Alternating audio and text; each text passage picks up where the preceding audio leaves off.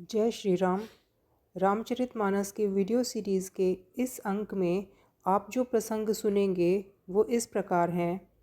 श्री राम लक्ष्मण सहित विश्वामित्र का यज्ञशाला में प्रवेश, श्री सीता जी का यज्ञशाला में प्रवेश और बंदीजनों द्वारा जनक प्रतिज्ञा की घोषणा।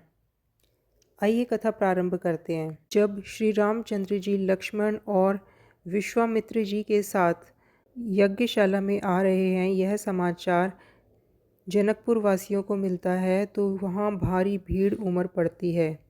राजा के आदेश अनुसार सेवक जन सभी लोगों को यथा योग्य स्थानों पर बैठाते हैं।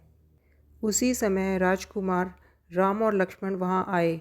वे दोनों बहुत ही सुंदर हैं और गुणों के समुद्र हैं। वे चतुर और उत्तम वीर हैं। वे राजाओं के समाज में ऐसे सुशोभित हो रहे हैं मानो तारागणों के बीच दो पूर्ण चंद्रमा हों, जिनकी जैसी भावना थी प्रभु की मूर्ति उनको वैसी ही दिखती है। महान रणधीर राजा लोग श्री रामचंद्र जी के रूप को ऐसे देख रहे हैं मानो स्वयं वीर रस शरीर धारण किए हो। कुटिल राजा प्रभु को देखकर डर गए, मानो बड़ी भयंकर मूर्ति हो। छल से जो राक्षस वहाँ राजाओं के वेश में बैठे थे, उन्होंने प्रभु को प्रत्यक्ष काल के समान देखा। नगरवासियों ने दोनों भाइयों को मनुष्यों के भूषण रूप और नेत्रों को सुख देने वाला देखा। स्त्रियां हृदय में हर्षित होकर अपनी अपनी रुचि के अनुसार उन्हें देख रही हैं, मानो श्रृंगार रस ही परम अनुपम मूर्ति धारण किए सुशोभित हो रहा हो।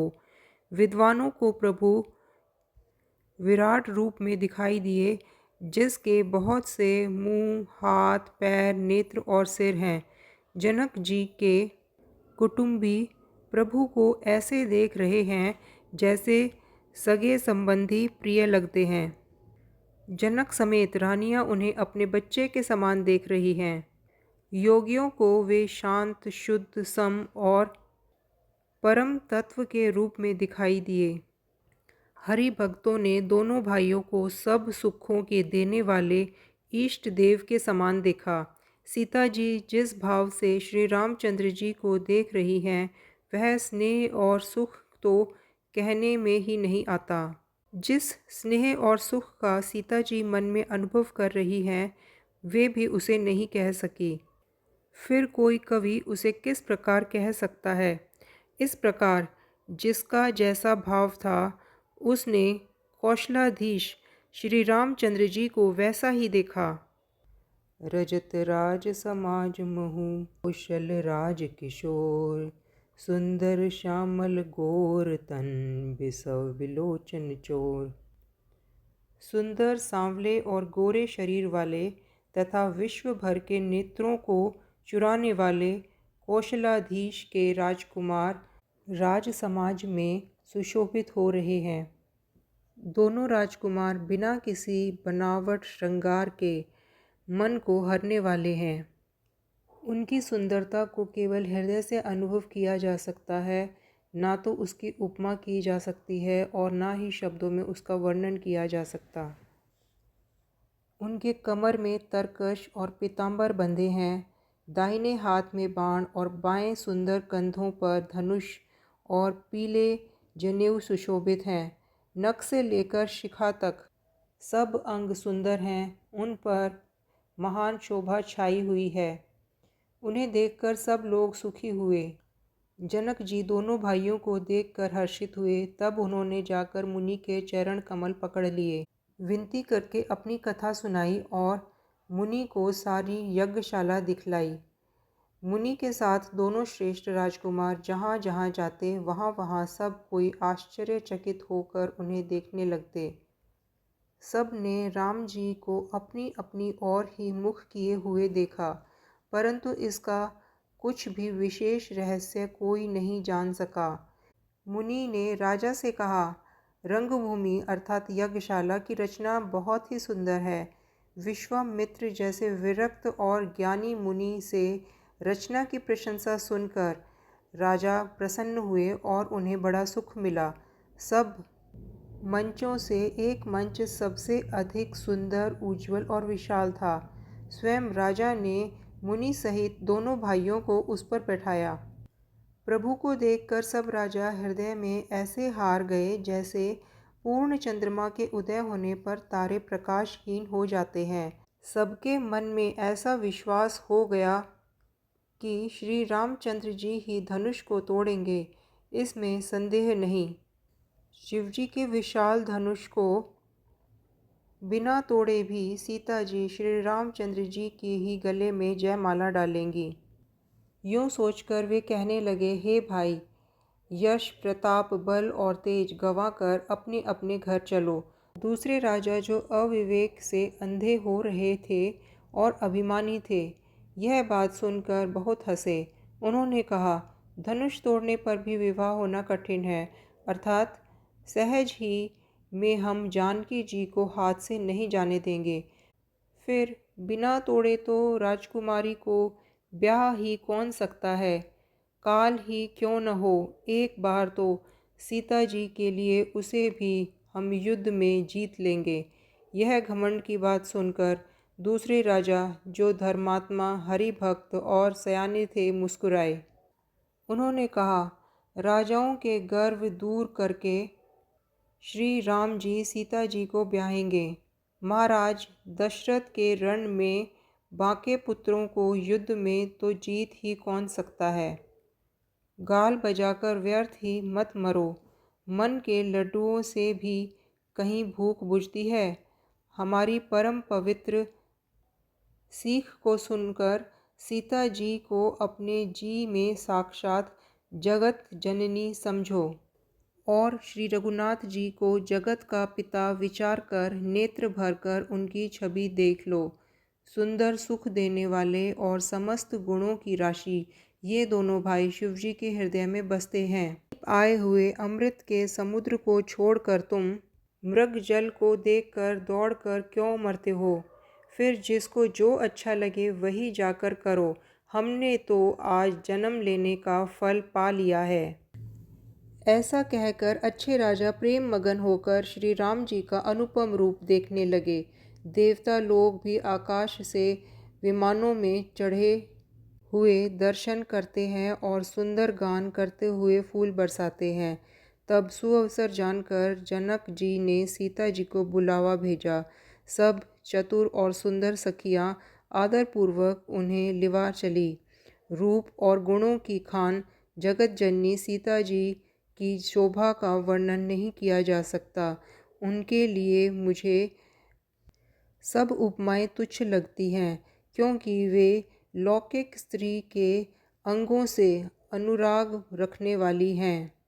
गोस्वामी तुलसीदास जी कहते हैं कि सीता जी के वर्णन में उन्हीं उपमाओं को देकर कौन कुकवि कहलाए और अपयश का भागी बने।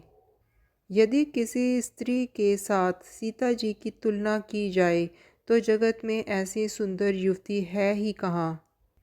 पृथ्वी की स्त्रियों की तो बात ही क्या, देवताओं की स्त्रियों की बात भी की जाए तो सरस्वती तो बहुत बोलने वाली हैं, पार्वती अर्धांगिनी हैं, कामदेव की स्त्री रति पति को बिना शरीर का जानकर बहुत दुखी है और जिनके विष और मद जैसे प्रिय भाई हैं, उन लक्ष्मी के समान तो जानकी जी को कहा ही कैसे जाए। जब बहुत सुंदर संयोग होने से सुंदरता और सुख की मूल लक्ष्मी उत्पन्न हो तो भी कवि लोग उसे बहुत संकोच के साथ सीता जी के समान कहेंगे। सयानी सखियाँ सीता जी को साथ लेकर मनोहर वाणी से गीत गाती हुई चलीं। सीता जी के नवल शरीर पर सुंदर साड़ी सुशोभित है। जग जननी की महान छवि अतुलनीय है। सब आभूषण अपनी अपनी जगह पर सुशोभित हैं, जिन्हें सखियों ने अंग अंग में भली भांति सजा कर पहनाया है। जब सीता जी ने यज्ञशाला में प्रवेश किया तो उनका दिव्य और सुंदर रूप देखकर स्त्री पुरुष सभी मोहित हो गए। देवताओं ने हर्षित होकर नगाड़े बजाए और पुष्प वर्षा कर अप्सराएं गाने लगी। सीता जी के कर कमलों में जयमाला सुशोभित है। सब राजा चकित होकर अचानक उनकी ओर देखने लगे। सीता जी चकित चित्त से श्री रामचंद्र जी को देखने लगी। तब सब राजा लोग मोह के वश हो गए।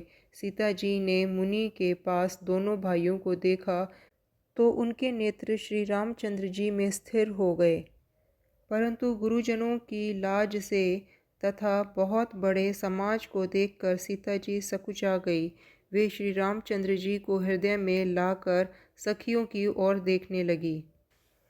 श्री रामचंद्र जी का रूप और सीता जी की छवि देखकर स्त्री पुरुषों ने पलक झपकाना बंद कर दिया और वे सब मन ही मन सोचने लगे और विधाता से विनय करने लगे कि हे विधाता, जनक की मूढ़ता को शीघ्र ही हर लीजिए और हमारी ही ऐसी सुंदर बुद्धि उन्हें दीजिए कि जिससे बिना ही विचार किए राजा अपना प्रण छोड़कर सीता जी का विवाह राम जी से कर दें। संसार उन्हें भला कहेगा, क्योंकि यह बात सब किसी को अच्छी लगेगी। सब लोग इसी लालसा में मगन हो रहे हैं कि जानकी जी के योग्य वर तो यह सांवला ही है। तब राजा जनक ने बंदीजनों अर्थात भाटों को बुलाया। वे वंश की कीर्ति गाते हुए चले आए। राजा ने कहा, जाकर मेरा प्रण सबको कहो। भाट चले। उनके हृदय में कम आनंद न था। भाटों ने श्रेष्ठ वचन कहा, हे पृथ्वी की पालन करने वाले सब राजागण, सुनिए। हम अपनी भुजा उठाकर जनक जी का विशाल प्रण कहते हैं। राजाओं की भुजाओं का बल चंद्रमा है। शिवजी का धनुष राहु है। वह भारी है, कठोर है, यह सबको विदित है। बड़े भारी योद्धा रावण और बाणासुर भी इस धनुष को देखकर चुपके से चलते बने। उसे उठाना तो दूर रहा, छूने तक की हिम्मत न हुई।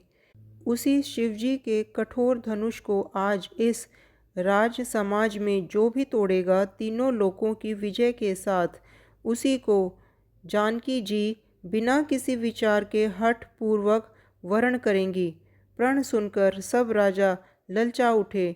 जो वीरता के अभिमानी थे वे मन में बहुत ही तमतमाए, कमर कसकर अकुलाकर उठे और अपने इष्ट देवों को सिर नवाकर चले।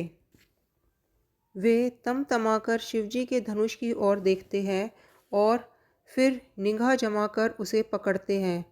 बहुत प्रकार से जोर लगाते हैं पर वह उठता ही नहीं। जिन राजाओं के मन में कुछ विवेक था वे धनुष के पास ही नहीं जाते। वे मूर्ख राजा किटकिटाकर धनुष को पकड़ते हैं, परंतु जब नहीं उठता तो लज्जा कर चले जाते हैं। मानो वीरों की भुजाओं का बल पाकर वह धनुष अधिक अधिक भारी होता जाता है। जय श्री राम। आगे की कथा सुनने के लिए देखिए वीडियो का अगला अंक। कथा अच्छी लगी हो तो कृपया कमेंट बॉक्स में जय श्री राम लिखें और वीडियो को लाइक और चैनल को सब्सक्राइब करें। धन्यवाद। जय श्री राम।